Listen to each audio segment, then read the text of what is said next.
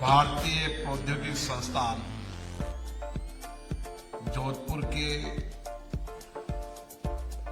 आज इस लेक्चर भवन के लोकार्पण समारोह में हमारे बीच में इस संस्थान के यशस्वी निदेशक जिन्होंने इनोवेशन किए, हर क्षेत्र के अंदर इस संस्थान को उच्चतम संस्थान बनाने के लिए गंभीर प्रयास किए, जिसके परिणाम अभी हमने देखे। प्रोफेसर अविनाश कुमार अग्रवाल जी इस संस्थान के डिप्टी डायरेक्टर, भवानी कुमार सतपति जी हमारे बीच में, हमारे राज्यसभा में सांसद रहे नारायण पंचार्य जी, हमारे राजस्थान विधानसभा के सदस्य भैराराम चौधरी जी, सभी अतिथिगण, IIT संस्थान के सभी प्रोफेसर, फैकल्टी और यहाँ के सभी विद्यार्थीगण जो इस देश को नई ऊंचाइयों पर, प्रगति खुशहाली पर, नई इनोवेशन, नई रिसर्च, ज्ञान परंपरा से इस संस्थान को आगे बढ़ाने का काम कर रहे हैं। जोधपुर की धरती, सूर्यनगरी की धरती, वीर दुर्गादास राठौड़ जी की धरती है। इस जोधपुर की धरती का एक इतिहास है, शौर्य का, वीरता का, साहस का और यहाँ की सांस्कृतिक परंपराओं का। हम इस मारवाड़ क्षेत्र को जो अपनी अपनी विविधताएं लेकर बैठा है, जहां दुनिया का सबसे बड़ा रेगिस्तान है, लेकिन उसके साथ यहाँ के निवासियों की विरासत के साथ आधुनिक सोच, विचार, दृष्टिकोण, इस क्षेत्र के लोगों ने दुनिया के बड़े युद्ध भी लड़े और हर क्षेत्र के अंदर, देश और विदेश के अंदर जोधपुर का गौरव सम्मान पाया। और मुझे खुशी है कि आज काफी लंबे समय बाद मैंने ऐसा परिसर देखा है जो अपने आप में अद्भुत है।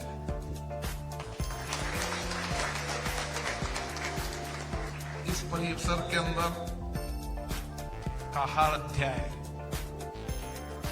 हर संरचना, प्रकृति, ऊर्जा संरक्षण, जल संरक्षण, जंगल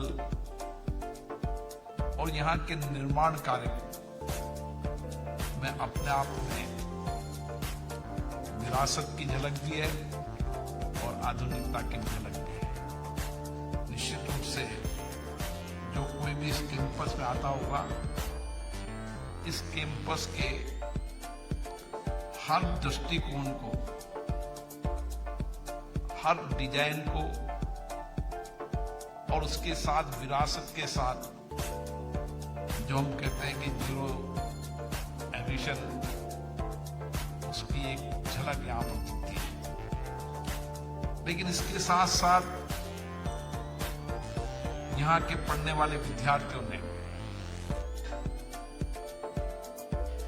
टेक्नोलॉजी के अंदर, इनोवेशन के अंदर, जहां हमारी विरासत, ज्ञान परंपरा को आगे बढ़ाया है, जहां आधुनिक भारत की नई तस्वीर बनाने का काम किया है। इस कैंपस के उन सब विद्यार्थियों को धन्यवाद देता हूं जो लगातार भारतीय चिंतन से, नए दृष्टिकोण से, नए विचार से, अपनी ज्ञान परंपरा से निश्चित रूप से भारत का गौरव सम्मान बढ़ाएंगे। और इस ज्ञान परंपरा को जो ज्ञान देने वाले हैं, चाहे प्रोफेसर अविनाश अग्रवाल जी हो, चाहे सतपति जी हो, अन्य प्रोफेसर हो, उन्होंने भी पूरे सामर्थ्य से जो कुछ भी जीवन में ज्ञान, इनोवेशन, परंपरा, विज्ञान, टेक्नोलॉजी, जो कुछ भी सीखा है, हर गुरु की इच्छा रहती है कि जो कुछ भी मैंने समाज जीवन में प्राप्त किया है, मेरे विद्यार्थियों को और उससे सर्वश्रेष्ठ बनाने का काम करूं। यही भारत की गुरु ज्ञान परंपरा है।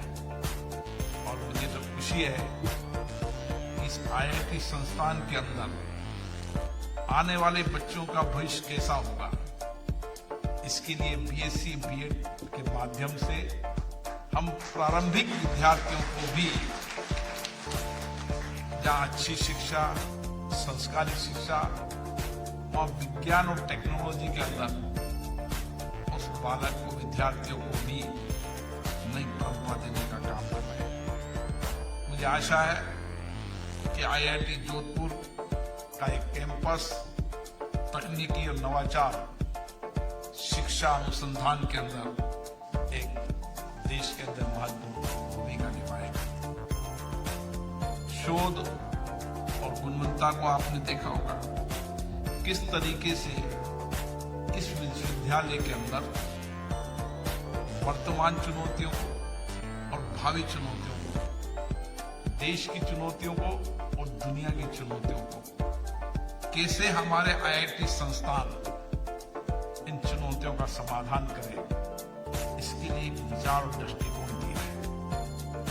और मुझे आशा है कि इस संस्थान आने वाले समय में देश का सबसे सर्वश्रेष्ठ संस्थान बनेगा, वर्तमान चुनौतियों के लिए भी और भविष्य की चुनौतियों के समाधान के लिए। मुझे खुशी है कि कई नए नवाचारों पर, कई नए इनोवेशन पर, जहां विज्ञान, टेक्नोलॉजी के नवाचार तो हम कर ही रहे हैं, भविष्य की ऊर्जा की चुनौतियों के समाधान का भी कर रहे हैं। लेकिन मरु राजस्थान की इस धरती पर पहली बार विश्व के अंदर यहाँ के रेगिस्तान, यहाँ के रेगिस्तान के प्रभाव, चाहे बाढ़ का प्रभाव, चाहे यहाँ की उष्ण गर्मी का प्रभाव, और जो भी चुनौतियां दुनिया के अंदर, कितने देश है जहां रेगिस्तान है, और कई बार जब राजस्थान की देश और दुनिया में सोचते हैं कि राजस्थान मरुस्थल है, और मरुस्थल कई देश के अंदर आर्थिक रूप से सक्षम बने, आर्थिक रूप से आत्मनिर्भर बने, और कई तो देशों ने आर्थिक प्रगति किए जो मरुस्थली कहलाते थे। और मुझे आशा है IIT जोधपुर संस्थान भी इस दिशा के अंदर काम करेगा, और देश और दुनिया के अंदर जो मरुस्थली इलाका है, उस क्षेत्र के अंदर हमारा आने वाला विद्यार्थी नए इनोवेशन से, नए रिसर्च से इस धरती को महत्वपूर्ण उपजाऊ धरती के साथ इस धरती की सक्षमता को निश्चित रूप से एक नया दृष्टिकोण, नया विचार देगा। हम ज्ञान परंपरा में प्राचीन रूप से भी समृद्ध रहे। जब हम हमारे नालंदा, तक्षशिला ऐसे विश्वविद्यालयों की चर्चा करते हैं, हमारी विरासत ज्ञान परंपरा की हमेशा समृद्ध रही है। लेकिन उस समृद्ध विरासत को हम आने वाले समय के अंदर हमें नई नीतियां, नई पॉलिसी, नया दृष्टिकोण, नया विचार, निश्चित रूप से हमारे इन्हीं सभी संस्थानों को दुनिया का सबसे एक्सीलेंस सेंटर बनाने की कार्य योजना भी चली। जब मैं देखता था कि दुनिया के देश आगे क्यों बढ़े, दुनिया के देशों ने आगे बढ़ने में अगर दुनिया के देशों का कोई सबसे आधार स्तंभ रहा तो वहां की शिक्षा रही, इनोवेशन रहा, नया रिसर्च रहा, नई टेक्नोलॉजी, और एक दौड़ था कि हमारा दृष्टिकोण उस दिशा की ओर नहीं गया। अगर हमारा दृष्टिकोण उस दिशा की ओर जाता तो निश्चित मानिए आज भी दुनिया में नेतृत्व कर रहे हैं, लेकिन बहुत जल्दी हम दुनिया का नेतृत्व करते हैं, क्योंकि हमारे नौजवानों की बौद्धिक क्षमता, उनका सोच, उनका चिंतन, उनकी उद्यमशीलता, उनका नया सृजन करने की सामर्थ्य अद्भुत है। और ये परिवर्तन का दौर हम देख रहे हैं कि आज दुनिया के अंदर किसी भी विकसित राष्ट्र के अंदर उस देश को ऊंचाइयों पर ले जाने का अगर कोई योगदान दे रहा है तो भारत का योगदान दे रहा है।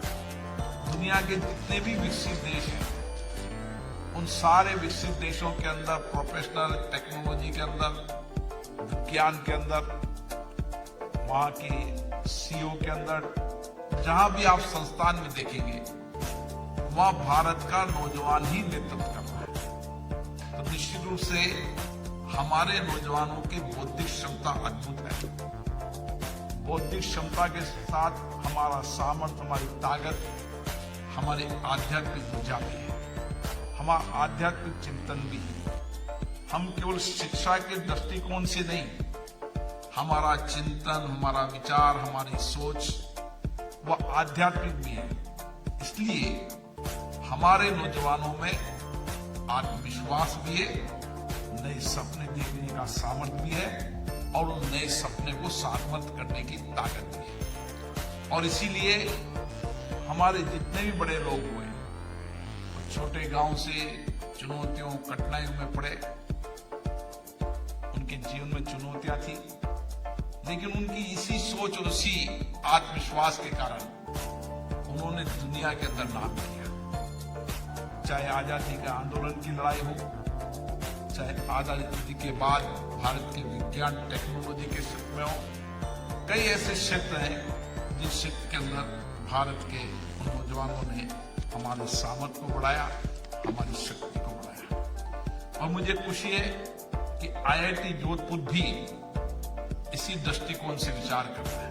मुझे जब यहाँ के डायरेक्टर अविनाश जी जो ब्यौरा दे रहे थे, तो कोई ऐसा सेक्टर क्षेत्र नहीं बचा जिस क्षेत्र के अंदर जोधपुर IIT विचार नहीं करे। गांव ढानी में बैठा वह हस्तकला, शिल्पकला से लेकर कि उसकी हस्तशिला को कैसे हम इंटरनेशनल बाजार के अंदर स्थापित कर सकते हैं, ये दृष्टिकोण भी है। हमारी विज्ञान टेक्नोलॉजी में हमारा रेगिस्तान है, वो भी है। ग्रीन एनर्जी के अंदर भी हम अब दुनिया माने न माने, लेकिन AI सेक्टर आज की महत्वपूर्ण सेक्टर है। और इसके अंदर भी, AI सेक्टर के अंदर भी हम नए सेक्टरों के अंदर काम कर रहे हैं। हर कोई जो हमें अभी हमारी चुनौतियां, दुनिया की वैश्विक चुनौतियां हैं, उस पर दृष्टिकोण कर रहे हैं। और आज मुझे खुशी है IIT संस्थान की प्रतिष्ठा इतनी है कि विश्व स्तरीय संस्थान के अंदर अगर कोई संस्थान की प्रतिष्ठा है तो वो IIT संस्थान की प्रतिष्ठा है। और ये प्रतिष्ठा इसलिए बनी कि हमने दुनिया की चुनौतियों का समाधान किया। हमने हर वैश्विक चुनौतियों का समाधान हमारे IIT सेंटर में किया। लेकिन हमें हर विश्वविद्यालयों के अंदर, कॉलेज के अंदर, स्कूल के अंदर, इन सभी को हमें कहीं ना कहीं इनोवेशन सेंटर बनाना होगा। हमें नई तकनीकी कौशल कुशलता से नौजवानों को तैयार करना, क्योंकि हमारी जो ताकत है वो सबसे बड़ी ताकत हमारे मानव संसाधन की है। दुनिया के अंदर आने वाले समय में कुशल और कौशलता मानव संसाधन की कमी होगी, तकनीकी कौशल के नौजवानों की कमी होगी। उस समय भारत दुनिया के अंदर नेतृत्व करेगा हमारे नौजवानों के सामर्थ्य, उनकी ताकत से। और इसीलिए इन संस्थान के अंदर पहले आईआईटी का एक संकुचित विचार होता था, कुछ नई टेक्नोलॉजी विचार लेकिन जोधपुर ने कोई ऐसा सेक्टर नहीं छोड़ा जिस पर इन्होंने इनोवेशन, तकनीकी ज्ञान, कौशलता, कुशलता और एआई सेक्टर के अंदर भावी चुनौतियों का समाधान का रास्ता निश्चित रूप से आईआईटी जोधपुर से निकलेगा। मैं इसके लिए यहाँ के सभी प्रोफेसरों को धन्यवाद दूंगा और विशेष रूप से यहाँ के विद्यार्थियों को धन्यवाद दूंगा, क्योंकि हमें अब प्रॉब्लम सॉल्विंग क्षमता को बढ़ाना होगा। हमें हमारे स्टार्टअप को नई गति देनी होगी। और निश्चित रूप से मैं कह सकता हूं कि आज कोई समय था हमारे पास गिने चुने स्टार्टअप हुआ करते थे। आज मुझे जब नौजवान लड़का मिलता है तो उसका दृष्टिकोण, विचार परिवर्तन हो गया। अभी मैं कुछ दिन पहले जब जापान गया था तो जापान के अंदर पूरी एक कॉलोनी का सेक्टर हमारे आईटी के नौजवानों का था और 25% जापान के आईटी सेक्टर को भारत के नौजवान संभाल रहे हैं। अभी कुछ दिन पहले जापान के स्पीकर वहां एक इंडस्ट्रीज के लोगों का डेलीगेशन लेकर आए थे। तो पहले जब लेकर आए तब उन्होंने कहा हमें 25,000 नौजवानों की जरूरत है। अब आए 50,000 नौजवानों की आवश्यकता है। अब कह रहे हैं हमें 50 से ज्यादा लाखों लोगों की आवश्यकता है। कोई दुनिया का नहीं, आप दक्षिण कोरिया चल जाओ, रसिया चल जाओ, कोई देश ऐसा नहीं जहां देश के अंदर भारत के नौजवानों की कुशलता की आवश्यकता है। यह हमारी ताकत बनी है और इसीलिए इस ताकत और सामर्थ्य को हमें और बढ़ाने की आवश्यकता है। हम आज घरेलू उत्पाद के अंदर हमारी उद्यमता कुशलता को इतनी बढ़ाएं कि दुनिया के अंदर आने वाले समय में मेड इन इंडिया का सामान दुनिया में निर्यात करने की ताकत है। हमने ये प्रयास किया है, इसके बेहतर परिणाम आए। छोटे छोटे सेक्टर थे जिन सेक्टर्स पर कभी विचार भी नहीं हुआ था, उन सेक्टर पर भी भारत के प्रधानमंत्री ने दृष्टिकोण दिया। छोटा था, लोगों को लगता था छोटा है, लेकिन खिलौने का उद्योग, आज खिलौने के उद्योग के अंदर हम दुनिया के अंदर सबसे बड़े मैन्युफैक्चरर। कोई जमाना था जब मोबाइल का 100% हम इंपोर्ट करते थे, आज मोबाइल का हम एक्सपोर्ट करने की हमारी ताकत बढ़ी है। यूजर दुनिया में सबसे ज्यादा हम है, यूजर हम सबसे ज्यादा है, तो हमारे यहाँ क्यों निर्माण नहीं हो। आज डिफेंस का सेक्टर देखो, कोई समय था कि डिफेंस के सेक्टर में 90-95% हम इंपोर्ट करते थे। आज हमारी ताकत ये कि हम घरेलू आवश्यकताओं को पूरा भी कर रहे हैं और एक्सपोर्ट करने की ताकत। ये सब ताकत क्यों बढ़ी? ये सब ताकत बढ़ी हमारे आईआईटी के पढ़ने वाले विद्यार्थियों की नई नवाचार, नई विज्ञान, टेक्नोलॉजी के कारण। उन्होंने हर दुनिया के सॉल्यूशन देने का काम किया, उन्होंने हर चुनौतियों का समाधान का रास्ता निकाला। और आज मुझे खुशी है कि जोधपुर आईआईटी दिशा के अंदर प्रगति कर रहा है। हम कोई सेक्टर नहीं जिस सेक्टर के हमने आगे नहीं बढ़ाया। कोई समय था जब मुझे पता है कि डिजिटल अर्थव्यवस्था के बारे में कई बार हम सोचते थे कि डिजिटल अर्थव्यवस्था कैसे होगी। आप आज चले जाओ, हर ठेले वाले के अंदर, हर टेम्पो वाले के अंदर, आप पान की दुकान पे चले जाओ, आजकल डिजिटल पेमेंट करने लगे। मैं तो दंग रह गया जब ठेले वालों ने भी अपने डिजिटल पेमेंट, पान वालों ने भी डिजिटल पेमेंट, ये हमारी ताकत बनी। और प्रधानमंत्री ने कहा कि यूपीआई की ताकत केवल भारत में नहीं, दुनिया के कई देश यूपीआई का मानने लगे और हमने डिजिटल अर्थव्यवस्था को एक नया स्वरूप देने का काम किया है। मुझे आशा है जोधपुर के अंदर इस विषय में फिनटेक यूनिवर्सिटी शुरू होने वाली है, जो राज्य सरकार ने शुरू की है। मुझे लगता है कि जब वो बन जाएगी तो हम एक ऐसी यूनिवर्सिटी बनाएंगे जो डिजिटल अर्थव्यवस्था को नया दृष्टिकोण देगी, नई दिशा देगी। मैं इस मौके पर सभी विद्यार्थियों को बहुत बहुत धन्यवाद देता हूं, जो नए अनुसंधान पर, नई तकनीक पर, नई उद्यमशीलता पर और जो अपने पैरों पर खड़े होकर रोजगार देने की विचार को आगे बढ़ा रहे हैं। आज भारत का नौजवान, हर तीसरा नौजवान नौकरी करने की अपेक्षा अपना खुद का स्टार्टअप शुरू करने वाला है और ये दृष्टिकोण धीरे धीरे और बढ़ेगा। और इसीलिए आप जब दुबई में जाएंगे तो दुबई में सबसे ज्यादा स्टार्टअप अगर दुबई में है तो भारत के नौजवान द्वारा शुरू किया। हालत यह है कि आने वाले समय के अंदर केवल एक देश, अभी ब्राजील में गया था, वहां मुझे भारत के नौजवान कम नजर आए। बहुत दूर है, लेकिन एक समय आएगा जब ब्राजील के अंदर भी भारत के नौजवान वहां पर अपनी नेतृत्व देंगे, भूमिका देंगे। हमेशा व्यक्ति के जीवन में पढ़ना, पढ़ाना, ये हमेशा प्रयास करना चाहिए, क्योंकि हम बदलते परिप्रेक्ष्य के अंदर अगर हम अध्ययन, शिक्षण, प्रशिक्षण, अनुसंधान, नए नए विचार, दृष्टिकोण को अपनाएंगे तभी देश आगे बढ़ेगा। और आप सब पर, भारत पर बहुत भरोसा है। आप सभी वर्तमान चुनौतियों का भी समाधान करेंगे, भावी चुनौतियों का भी समाधान करेंगे और उसके साथ साथ इस देश को विकसित और आत्मनिर्भर बनाने में आपका सबसे बड़ा योगदान होगा।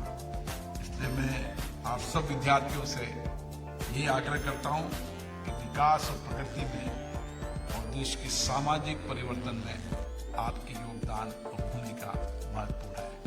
आप जब अध्ययन, शिक्षण, प्रशिक्षण करके जाएं तो निश्चित रूप से विकसित भारत के सपनों को लेकर जाएं।